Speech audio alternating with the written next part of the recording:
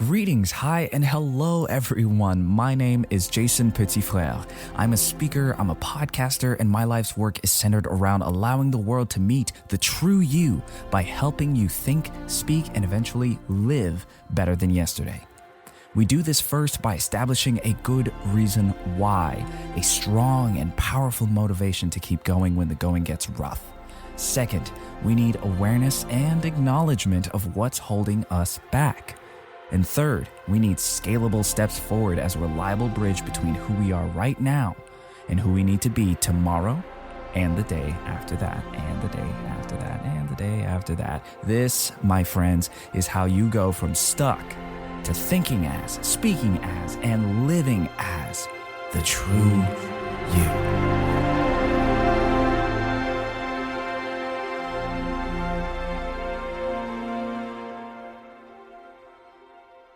When I let go of what I am, I become what I might be. Lao Tzu. In my opinion, this beautiful quote perfectly encapsulates what it means to progress, to grow, to succeed. In 2021, I decided at one point to give going back to school a shot. I only had a few courses left to complete my associates, so I thought, even if I don't finish this year, I can at least get closer and have someone else pay for it, also known as tuition assistance. There was one problem, though. Well, actually, it was several problems in the form of math. I had to pass the SAT in order to reapply for college. That being said, I'm sure many of you listening have said these same 4 words before. You ready? I suck at math. If you've never said this before, then good for you. That's really great. I'm not envious at all. But if you have, that deserves an amen or an ouch in the comments. Y'all, I was stressed. Absolutely freaking out over the fact that I'm essentially writing myself a big fat F before I even applied. I didn't like it, and I did not like that I didn't like it. Can anyone else relate to this? But I'm here today having passed the SAT and continued into some college courses afterwards. How did I do this, you might ask? Well, you've already got the cheat code. It's the 3 steps that I mentioned in the usual intro. A strong why, awareness of what's holding me back, and scalable steps forward. So let's begin. Number 1. I was extremely motivated to get out of the depressed rut I was in at the time via some much-needed boosting of my self-confidence, the likes of which mostly comes from going places or doing things. That, and they would have taken the tuition out of my paycheck if I failed the class, so motivation, you get it. Number 2. I finally realized after so long, and I was pretty shocked that it took me this long, but after so long, what was holding me back. 4 words, guys, that I've subconsciously used since I was a kid. I suck at math.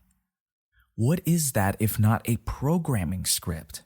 I had to reprogram my thinking in order to transform my speaking and doing, which then changed my living.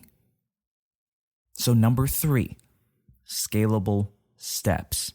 I did math problems, tons and tons of math problems, equations, quizzes, and drills practically every day until it was time to test.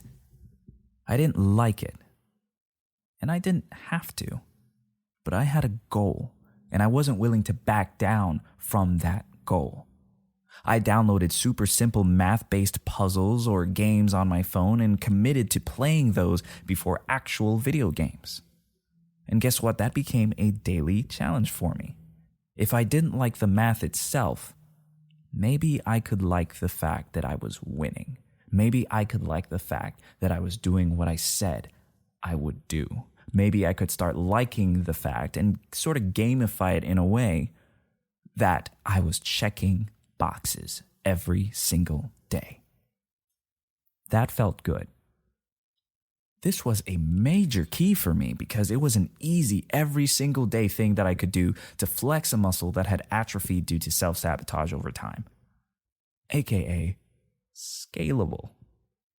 Don't get me wrong though, even now I can crank out a decent essay like that, but lay down a couple when the eastbound train traveling at 47 miles per hour meets the westbound train traveling at 26, and it may take me a little while to get back to you, but it will get done.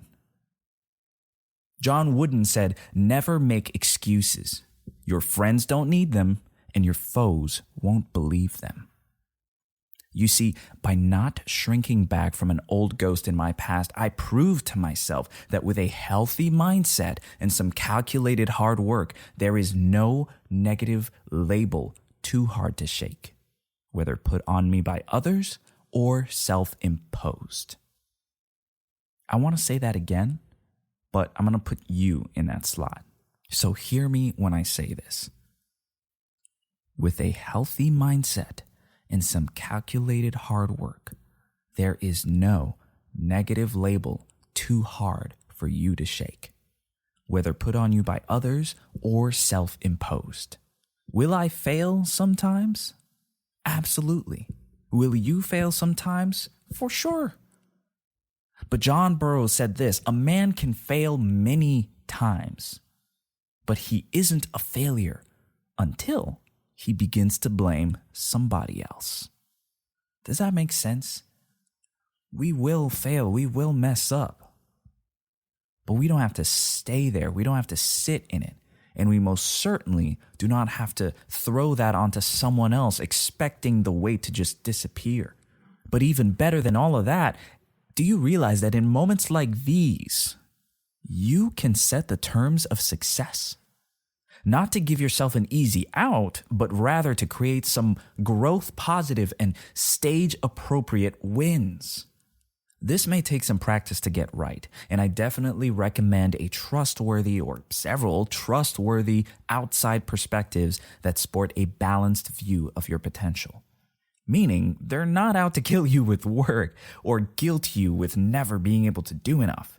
But on the flip side, they also aren't going to let you slack off either when they know that you've got more in the tank. Don't waste your time with any delusions of growth if there is no one in your life with the permission/authority given by you to call you out on any nonsense you may be tempted to fall into. All of this combined is a major source of confidence for hurting and healing people like you and me, who are just tired of feeling like they are never good enough.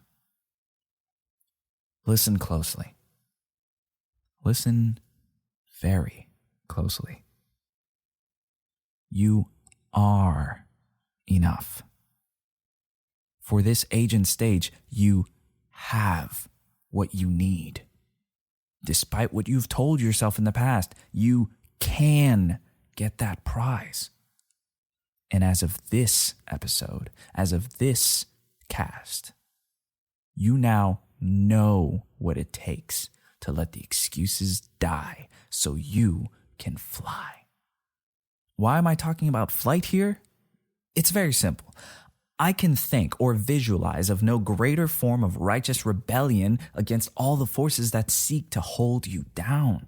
Be it fear, depression, anxiety, insecurity, apathy, frivolity, pick anything you like from your bag of familiar weights. We'll usually be dealing with any one of them at any point in time. But their goal is all the same. They are your enemy, and they wish to see you bound, tied up and cast away, locked in an underground cage and forgotten. So if that is the case, then I say we show them the very opposite of being tied down or caged up. I say we show them what true flight looks like. Because in the air, flying freely to the left or to the right, or forwards or backwards, wherever your goal is, flying freely, what can stop you? What is holding you back? Nothing. So join me in speaking this over yourself. We'll do this exercise 3 times, but I encourage you to write it down and speak it again and again and again until your life starts looking like you want it to, and then keep doing it. So here it goes. Repeat after me.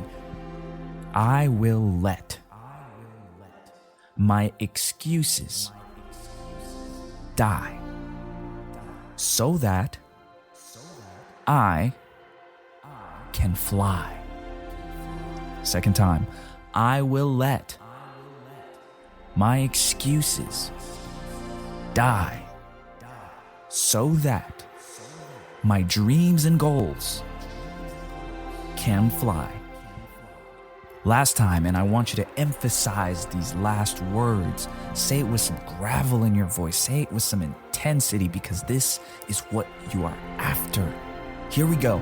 I will let my excuses die so that my relationships and finances can fly. Well done. Well done. My name is Jason Petitfrère, and I challenge you to go think as, go speak as, and go live as the true you. For those of you that listen till the end and are doing something with this, I want to acknowledge your beautiful work ethic. I know it's not easy, and it may very often not look too pretty in the beginning, but I am so proud of you. We're out here killing it. Well, killing them. The excuses. You get it. Anyway, I'll see you guys on the next episode. Thank you so much for listening.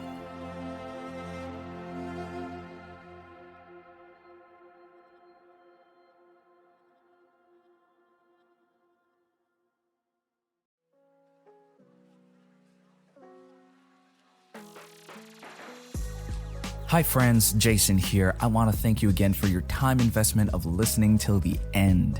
It seriously means a lot, and I would further appreciate knowing what you think about the show through either the like button or your own comments and DMs about what impacted you the most in this particular episode or in any other. The point is, I don't want you to be shy about taking the step to communicate all that. Lastly, I invite you to stay connected to this life-giving community by following or subscribing on whichever platform you prefer to watch or listen. You'll also find more nuggets of gold sprinkled here and there by looking up @JasonPF_TRU-U on all socials. Again, that's JASONPF_TRU-U. Let's learn to think, speak, and live as our true selves together.